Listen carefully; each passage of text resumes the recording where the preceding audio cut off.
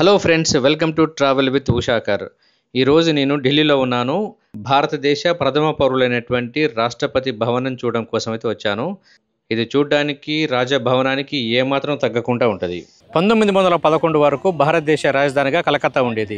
ఎప్పుడైతే కలకత్తా నుంచి ఢిల్లీకి మార్చబడిందో అప్పుడు ఈ ఢిల్లీలో రాజప్రతినిధులు ఉండడం కోసం ఏంటంటే ఒక మంచి బిల్డింగ్ అయితే అవసరమైంది.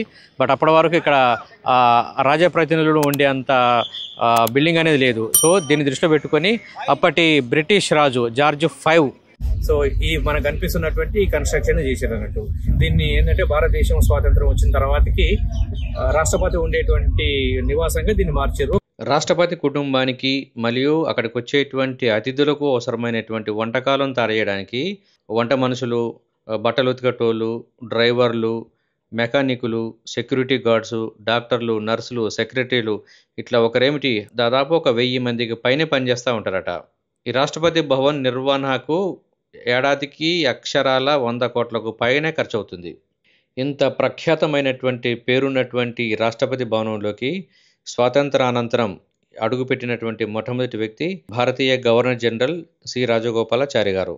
సో రాష్ట్రపతి భవన్ పక్కనే మనకు కనిపిస్తున్నటువంటిది ఆ బ్లూ లైటింగ్ ఉంది కదా, ఇదే పార్లమెంటు. సో చూడడానికి లైటింగ్లో చాలా సూపర్గా ఉంది కదా. ఇక్కడ లైటింగ్ చూడండి, మన రాష్ట్రపతి భవనం చూడడానికి చాలా కలర్ఫుల్గా అవపడుతుంది రాత్రిపూట. బ్లూ, రెడ్, పర్పుల్ ఇలా మల్టిపుల్ కలర్స్ తోటి చూడడానికి చాలా కలర్ఫుల్గా ఉంది రాష్ట్రపతి భవన్. దీని పక్కనే ఉన్నటువంటి పార్లమెంటు స్కై బ్లూ కలర్లో సూపర్గా ఉంది ఇది కూడా. సో డే టైంలో కంటే కూడా నైట్ టైంలోనే మంచిగా ఉంది ఇది. రాష్ట్రపతి భవన్కి ఇటు పక్కనే మనకు ఇక్కడ కూడా చాలా కలర్ఫుల్గా ఉండేటువంటి గ్రీనరీ గార్డెన్స్ కూడా ఇక్కడ చాలానే ఉన్నవి. ఇది ఒక బిల్డింగు, తర్వాత దాని పక్కనే ఉన్నటువంటిది ఇంకొక బిల్డింగ్ కూడా ఉంది. మొత్తం రాష్ట్రపతి భవన్లో 340 రూమ్స్ ఉన్నాయట. సో దీని పక్కనే ఒక ఫౌంటైన్ కూడా ఉంది. సో చూడండి ఎంత కలర్ఫుల్గా ఉందో ఇది కూడా.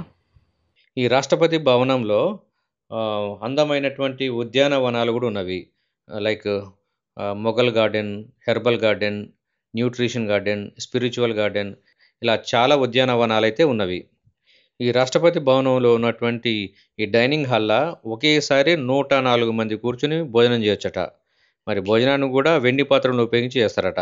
ఈ మొత్తం గార్డెన్స్లలో అత్యంత బ్యూటిఫుల్గా ఉండేది ఏదంటే మొఘల్ గార్డెన్స్.